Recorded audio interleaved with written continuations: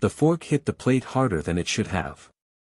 My brother Tarek stood at the head of the table, wine glass raised, that corporate smirk plastered across his face like he'd just closed another $1 million deal. Except this time, I was the deal he was closing. To my little brother Ryan, he announced, voice dripping with practiced charm. The family entrepreneur. Sells wooden spoons on the internet. Laughter erupted around the dining table. Aunt Yasmin covered her mouth, shoulders shaking. Uncle Kareem slapped the table. Even Mama forced a smile, eyes apologizing but not stopping him. I sat there, fork frozen halfway to my mouth, watching my older brother perform my humiliation like it was dinner theater. The words that came next would replay in my head for months. You'll never make real money clicking buttons, brother. When are you joining the real world? The silence that followed felt like drowning. I looked down at my plate, jaw tight, and said nothing. Because what could I say? That I worked 16-hour days in a workshop that smelled like sawdust and dreams? That every hand-carved clock I shipped carried a piece of my soul? They wouldn't understand. Not yet. I pushed back from the table without excusing myself. Mama called after me, but her voice was background noise. The front door closed behind me with a soft click, not a slam. I'd learned years ago that silence was louder than anger. The night air bit at my face as I walked to my truck, hands shaking from something that wasn't cold. My phone buzzed with a text from Tarek, "Come on bro, can't you take a joke?" I didn't reply. The engine turned over with a familiar rumble, and I pulled away from the house where we grew up, where Dad used to tell us brothers stick together no matter what. That was before the cancer took him. Before Mama remarried and moved into this bigger house in the suburbs. Before Tarek discovered that mocking me made people laugh at parties.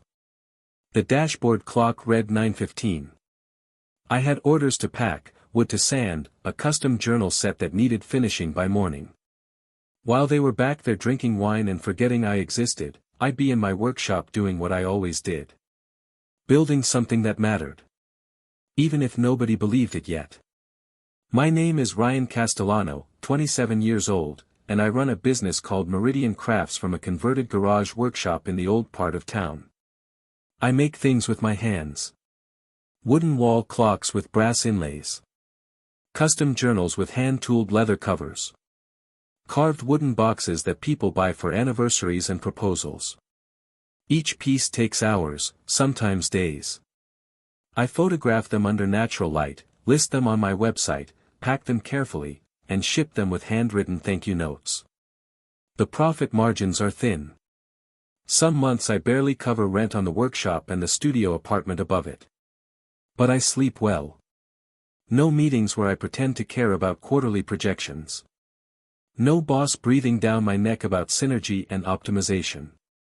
Just me, the wood, and the quiet satisfaction of making something beautiful that people actually want. The neighborhood kids started calling me the Wood Whisperer last summer after I taught them how to sand properly. I smiled when I heard it, even though it made me sound like some forest wizard. Better that than what Tarek called me. Morning always came too early, but I welcomed it. Sunlight filtered through the workshop's dusty windows as I ground fresh coffee in the small kitchenette. The scent of pine and varnish had become my morning cologne. I didn't mind. 3 orders waited on my workbench. A clock shaped like a mountain skyline for someone in Colorado. A jewelry box with carved roses for an anniversary. A custom cutting board with a family name burned into the wood. I checked my phone while the coffee brewed. 17 new messages in the shop's inbox. Most were questions about custom orders, 1 was a complaint about shipping time, 2 were thank you notes from previous customers. I answered each one personally, even the complaint. Especially the complaint.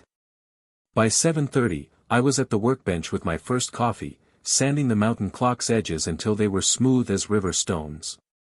The repetitive motion cleared my mind. Out here, Tarek's laughter couldn't reach me. Out here, I was building something that would outlast mockery. Something that would prove patience beats pride every single time. The bell above the cafe door chimed as I walked in for my usual mid-morning break. Amari looked up from behind the counter, her warm smile already forming. She owned Crescent Cafe, the small coffee shop across from my workshop. We'd become friends over the past year, bonded by the shared struggle of running small businesses in a world that worshipped corporations. "Rough night?" she asked, reading my face the way she read everyone's. I managed a half-smile. "Family dinner." She winced sympathetically, sliding a double espresso across the counter without me asking. "Say no more." I leaned against the counter, grateful for the understanding. Amari had listened to enough of my family stories to write a book. She knew about Tariq's corporate success, Mama's disappointed sighs, the constant pressure to be something I wasn't. "You know what I see when I watch you work," she said suddenly. I looked up. "What?" "Someone building things people keep forever. That's real value, Ryan. Not whatever your brother's selling in boardrooms." Her words settled into my chest like warmth. I nodded, unable to speak past the gratitude lodging in my throat. This was why I kept going. Family gatherings became a special kind of torture after that dinner. Every holiday, every birthday, every random Sunday Mama decided we needed to reconnect, Tariq would arrive in his German sedan, wearing suits that cost more than my monthly revenue. He'd talk about his latest promotion, flash his corporate credit card, drop names of clients I'd never heard of. Mama would beam at him like he'd hung the moon. Then she'd turn to me with that look. The one that said, "Why can't you be more like him?" without actually saying it. "How's the shop, Ryan?" she'd ask, voice careful. "Good, Mama. Steady orders. But when will you get a real position? With benefits? Tariq could probably get you an interview at his firm." I'd smile tightly. "I'm good where I am." Tariq would lean back in his chair, swirling his whiskey. "Brother prefers his little hobby. Let him carve his spoons in peace." The others would laugh nervously. I'd excuse myself early, citing orders that needed finishing. It wasn't a lie. There were always orders. And I'd rather spend time creating something meaningful than watching my brother perform success like it was a one-man show. The website crashed on a Tuesday. Peak traffic time, right when a lifestyle blogger had shared one of my clocks on her Instagram. I watched the error message flash across my laptop screen, refreshing desperately as orders I couldn't fulfill piled up in my inbox. By the time I got the site back online 6 hours later, I'd lost dozens of potential sales. The supplier I'd been working with called that afternoon. His voice was dismissive, almost bored. "Ryan, I can't keep holding inventory for your small-scale operation. I've got bigger clients who actually move volume." Small-scale operation. The words stung more than they should have. "I understand," I said quietly. "I'll find another supplier." After I hung up, I sat in the workshop's silence, head in my hands. This was the part nobody saw. The technical failures, the suppliers who treated you like you didn't matter, the constant fear that one bad month would end everything. But I didn't quit. Instead, I emailed every customer who tried to order during the crash. Explained what happened. Offered refunds or substantial discounts. Most of them replied with understanding. Some even increased their orders. "Your honesty is refreshing," one wrote. That night, I added another 5-star review to my growing collection. Small victories. The video appeared on my phone 3 weeks later. Someone had tagged me in it. My stomach dropped as I pressed play. It was Tariq, at what looked like a corporate happy hour, phone camera pointed at a laptop screen showing my website. "Support small failures," he announced to the camera, and people laughed in the background. "My brother thinks he's an entrepreneur because he has a website." More laughter. Someone asked if I actually made money. Tariq's response was cut off, but the smirk said enough. The video had been shared 47 times. Comments ranged from supportive to brutal. I watched it twice, then set my phone face down on the workbench. My hands were shaking. Not from anger. From something deeper. The realization that my own brother was actively trying to humiliate me publicly. I didn't call him. Didn't text. Didn't post a response or defend myself. Instead, I walked to my workbench, selected a piece of cherry wood I'd been saving, and began carving. The knife moved in steady strokes, each cut deliberate and controlled. By morning, I'd finished a jewelry box so beautiful it made my chest ache. I photographed it, listed it, and went to sleep. Silence, I'd learned, could be the loudest response of all. Amari found me in the workshop 2 days later, tired but focused. She set down a coffee and her phone beside my workbench. "I did something," she said, voice uncertain. I looked up from the cutting board I was finishing. "What?" She turned her phone screen toward me. It was an Instagram post. A photo of the mountain clock I'd made last month, perfectly lit against her cafe's brick wall.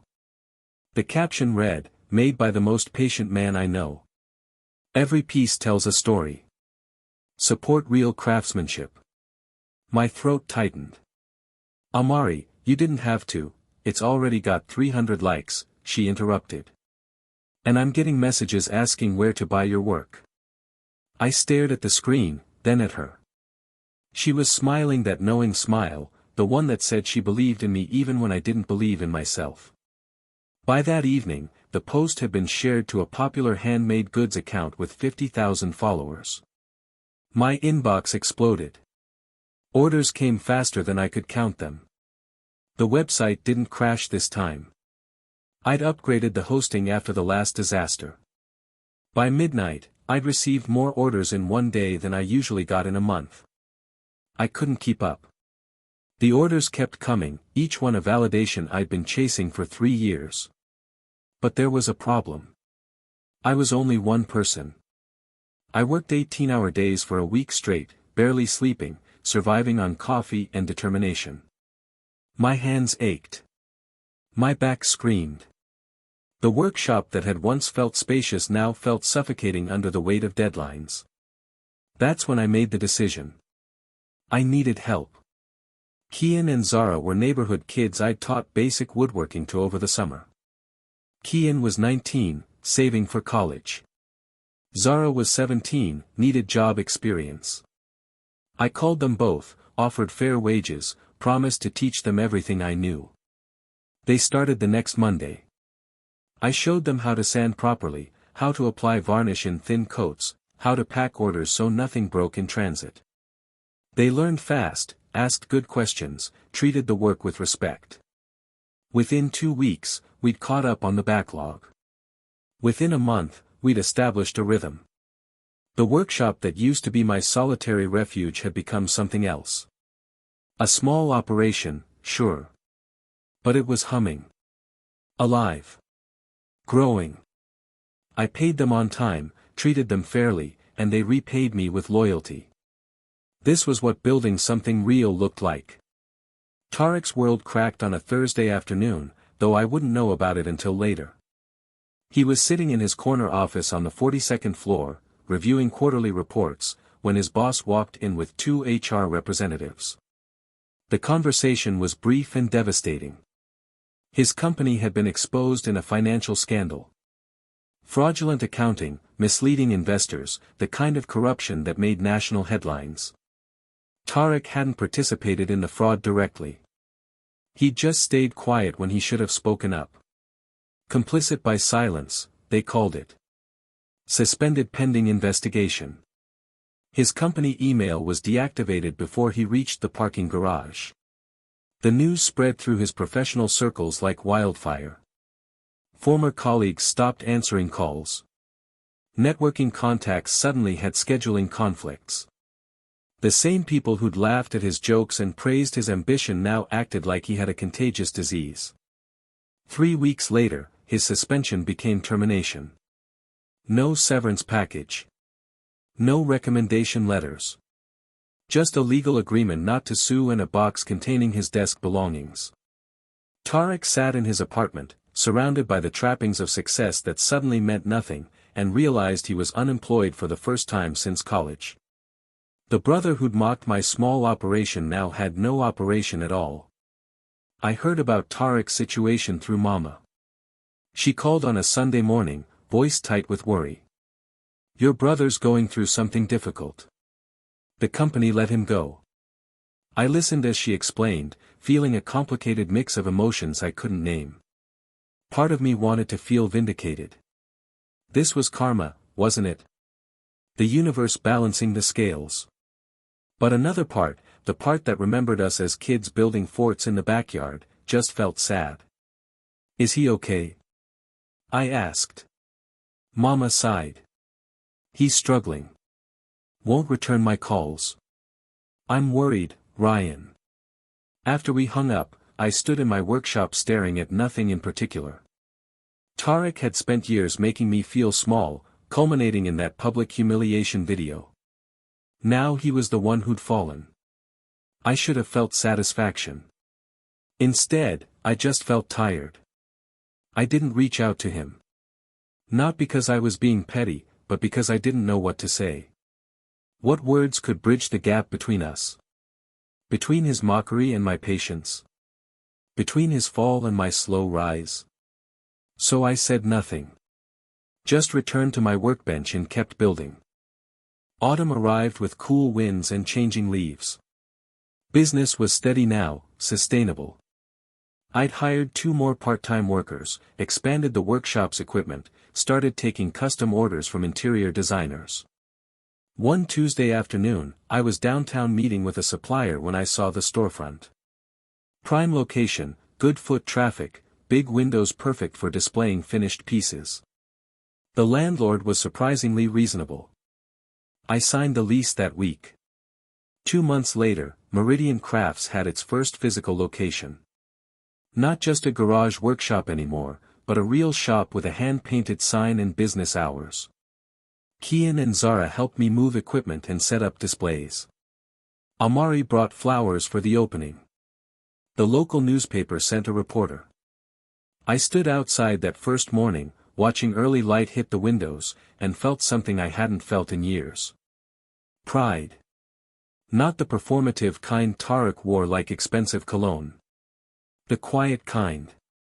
The kind that comes from building something brick by brick, order by order, day by patient day. That evening, as I was locking up, I noticed someone across the street. Watching. Even from a distance, I recognized the posture. Tarek. Our eyes met for a moment. Then he turned and walked away. He showed up at my apartment 3 days later. Evening, just after dark. I almost didn't answer the knock, but something made me open the door. Tarek stood in the hallway, and I barely recognized him. Gone was the expensive suit, replaced by jeans and a plain jacket. His face looked thinner, older. Tired in a way that went deeper than lack of sleep. "Ryan," he said, voice rough. "Can we talk?" I stepped aside, let him in. He looked around my small apartment like he'd never seen it before. Maybe he hadn't. Maybe he'd never bothered to visit. "I need work," he said finally, the words clearly costing him. I leaned against the kitchen counter, arms crossed. Waiting. I've been applying everywhere. Nobody's hiring. The scandal, it follows me. Every interview ends the same way. He paused. "I saw your shop downtown. Looks good. Really good. Thank you. I was wondering if you might need help. I'm a fast learner. Good with numbers. Could handle inventory, or sales, or, you want to work for the shop you laughed at?" The question hung between us. Tarek's jaw tightened, but he didn't look away. Yes. I studied my brother. Saw the desperation he was trying to hide. The pride that was crumbling. "No titles," I said finally. "No special treatment. You start as an assistant. Cleaning, sanding, packing orders. Same wage I pay everyone else. He swallowed hard. Okay. And Tarek? He looked up. This isn't charity. Tarek started Monday morning. I gave him the same orientation I gave everyone. Shop safety, tool maintenance, packing procedures. He listened carefully, took notes, didn't complain. Kian and Zara exchanged glances when I introduced him. They knew who he was. Small communities talk, and Tarek's fall from corporate grace had been thoroughly discussed. Isn't that your brother? Zara whispered when Tarek stepped away. The one who made that video? I nodded. People change. Or they don't. We'll see. His first task was basic. Sanding wooden clock faces until they were smooth enough for finishing. Repetitive, physical work that his soft office hands weren't prepared for. I watched him struggle through that first day, fingers blistering, back aching from hunching over the workbench. He didn't complain. Not once. At lunch, he ate alone in the corner while the others chatted. Nobody was openly hostile, but nobody welcomed him either. He'd have to earn that.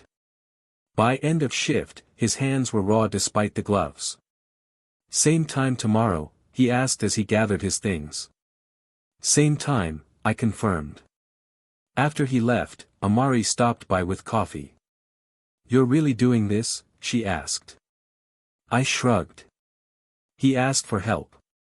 You're a better person than me. Maybe. Or maybe I just understood that revenge wasn't about making someone hurt. It was about making them understand. The first week broke something in Tarek. Not his spirit, but his arrogance. I watched the transformation happen in small moments. The way he started arriving 15 minutes early. How he asked questions instead of assuming he knew answers.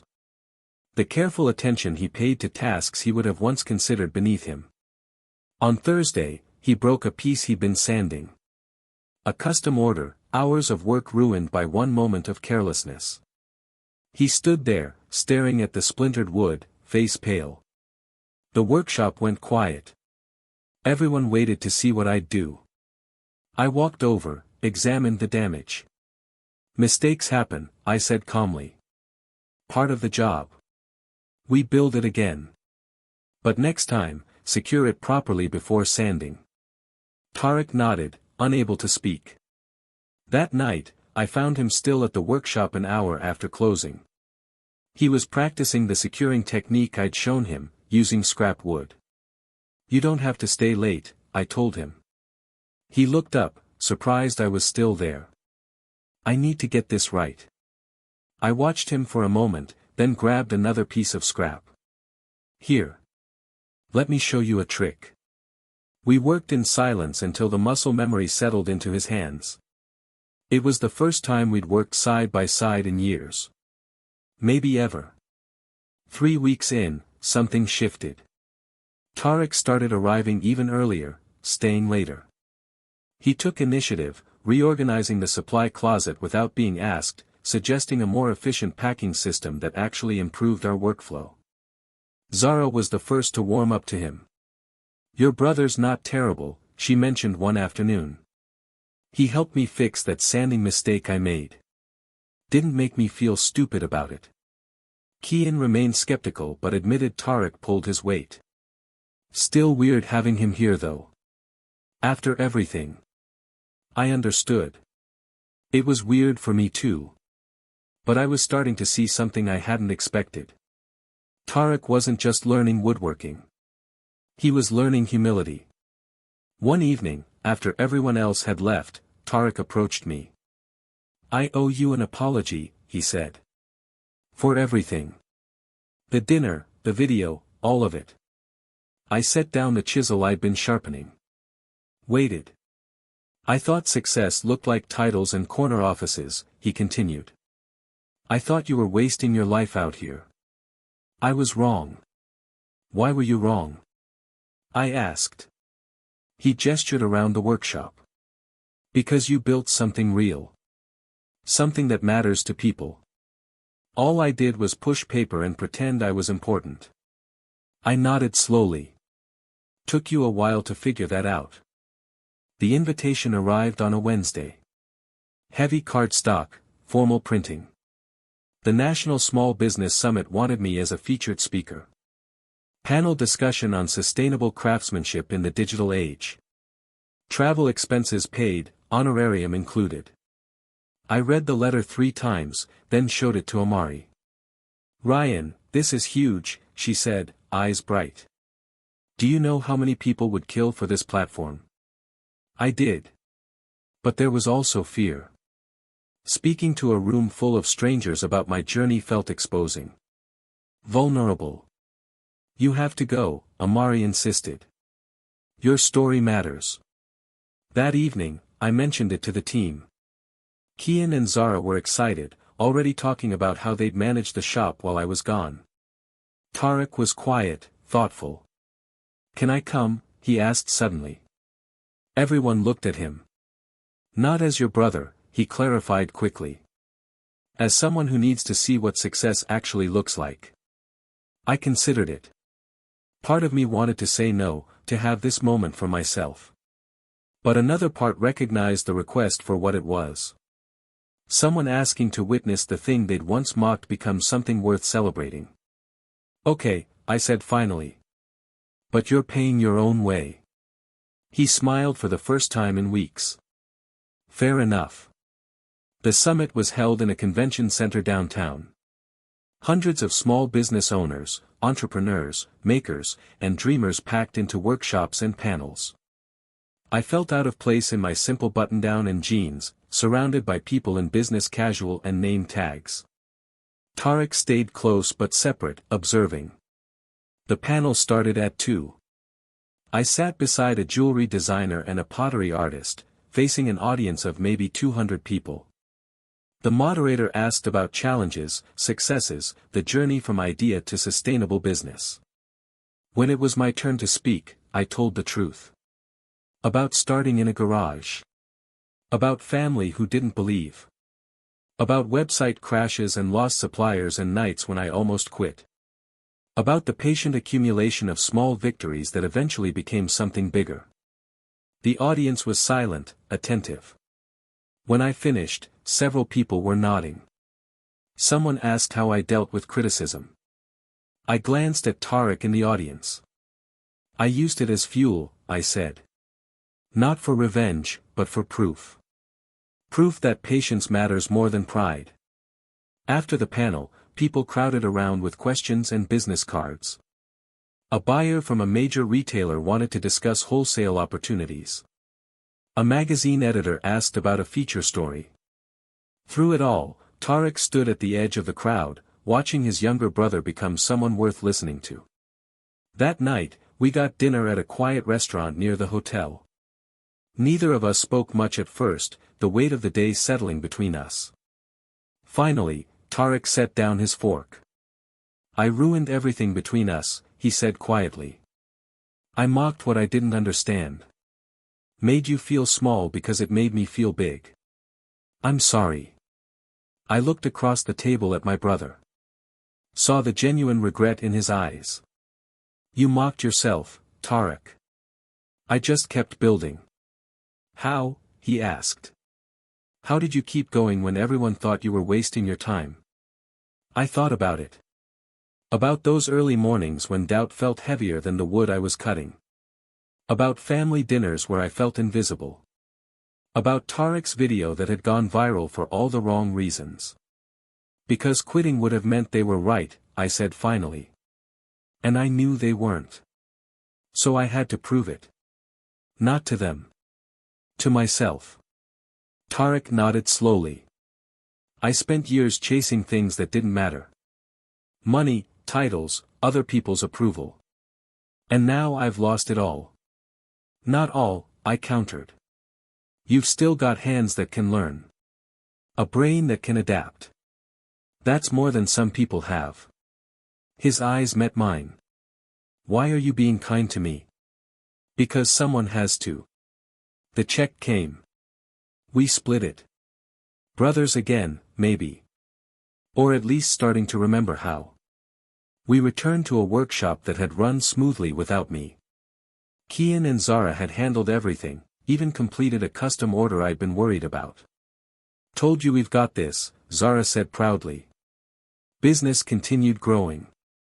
The retailer contact from the summit turned into an actual contract. The magazine feature brought another wave of orders. I hired 2 more part-time workers, both recommendations from Amari. The small operation was becoming something I couldn't have imagined 3 years ago. Through it all, Tarek worked quietly, steadily. He'd moved beyond basic tasks now, taking on more responsibility. Customer service, inventory management, quality control. He was good at it. Better than I'd expected. One afternoon, I found a note on my workbench. Just a piece of scrap paper with Tarek's handwriting, "Thank you for the second chance. I won't waste it." Beside it was a small wooden carving. Rough, amateur, but earnest. 2 trees growing side by side, roots intertwined. I picked it up, turned it over in my hands, and smiled. Maybe healing looked like this. Slow, imperfect, but genuine. That evening, I placed the carving on the shop's display shelf. Not for sale. Just a reminder that growth happens quietly, in unexpected ways. 3 months after the summit, Tarek approached me with an idea. "What if I started my own shop?" he asked. "Nothing competing with you. Different products. Maybe furniture restoration. Small scale, like you started." I leaned back in my chair. "You want to leave?" "Not leave," he clarified quickly. "Branch out. Use what you taught me to build something of my own. Stay connected to your network, maybe collaborate sometimes." I studied him. The brother who'd once mocked small businesses now wanted to start one. "What changed?" I asked. He gestured around the workshop. "This. Watching you build something with integrity. Seeing customers thank you for pieces that matter to them. Understanding that success isn't about impressing people, it's about creating value. It's hard," I warned. "Harder than corporate work in ways that surprise you." "I know. I've been watching you struggle and succeed for months now. I'm ready." I thought about it. About the journey I'd taken alone. About how different his journey might be with support and understanding. "Okay," I said finally. "But you fund it yourself. No loans from me. You earn this." He smiled. "I wouldn't want it any other way." 2 weeks later, he signed a lease on a small space 3 blocks from mine. Castellano Restorations opened quietly, without fanfare. Just honest work and patient craftsmanship. Like I'd taught him. The first year of Tarek's business was predictably rough. He made the same mistakes I had. Underpriced services, overcommit on timelines, struggled with difficult customers. But he learned. And when he asked for advice, I gave it freely. Our relationship had become something new. Not the competitive dynamic of our childhood, not the hostile mockery of recent years. Something more like partnership. Mutual respect. We'd grab coffee at Amari's cafe and talk shop. Discuss suppliers, share customer stories, debate techniques. Sometimes Mama would join us, looking between her sons with cautious hope. "My boys," she'd say softly. "Both entrepreneurs now." Tarek and I would exchange glances. We'd never forget the years of comparison, the pressure to be someone we weren't. But we'd moved beyond it. One Sunday, the whole family gathered for dinner at Mama's house. Different than before. Tarek didn't show off. I didn't hide. We were just brothers who'd both figured out what mattered. "Tell them about the gallery show," Tarek prompted during dessert. I'd been selected for a local artisan exhibition. 6 of my pieces would be featured. "It's not a big deal," I demurred. "It's a huge deal," Tarek corrected. "My brother, the artist." No mockery in his voice. Just pride. 2 years after that family dinner where everything changed, I stood in my expanded workshop watching the morning light filter through new windows. Meridian Crafts had grown beyond what I'd imagined. 12 employees now. A showroom downtown. A waiting list for custom orders. Wholesale contracts with 3 major retailers. Featured in 2 national magazines. But the growth that mattered most couldn't be measured in revenue. It was in the community we'd built. The apprenticeships I offered to kids who needed direction. The living wages I paid. The relationships formed over shared work. Tarek's restoration business had found its footing too. Smaller than mine, but thriving. He'd developed a reputation for honoring old furniture's history while bringing it back to life. We'd collaborated on several projects, combining our skills. When reporters asked how I'd built my business, I always told the truth. By being laughed at and working anyway. By believing in something when nobody else did. By understanding that patience beats pride every single time. They'd ask about the early struggles, the family pressure, the viral video that had tried to humiliate me. I'd smile and say, the people who mock you today might need you tomorrow. Grace costs nothing, and it changes everything. The questions about Tarek always came eventually. How did it feel having my brother work for me after everything? He doesn't work for me anymore, I'd explain. He works beside me. That's what matters. The community fair happened every spring. Local makers and artists selling their work, raising money for neighborhood programs. This year, Tarek and I set up adjacent booths. His refinished furniture beside my handmade goods. We worked the crowd together, joking with customers, directing people to each other's displays. A young guy, maybe 20, approached my booth late afternoon. He picked up one of my clocks, examining it carefully. My brother says I'm wasting time with my photography, he said quietly. Says I should get a real job. I glanced at Tarek. He stepped over, understanding in his eyes. Can I tell you something? Tarek said to the young photographer. I used to think like your brother. Mocked my own brother for doing exactly this. Thought success meant titles and corner offices. What changed? The photographer asked. Tarek gestured to the booths, the crowd, the work we'd created. I learned that real success is building something you believe in. Something that matters. It takes longer than climbing corporate ladders, but it lasts. The photographer nodded slowly, a small hope lighting his face. After he left, I turned to my brother. Good advice. Tarek smiled. I had a good teacher. We stood there as the spring sun set over our booths, 2 brothers who'd found their way through mockery and pride to something better. Something built on patience, forgiveness, and the quiet certainty that kindness always wins.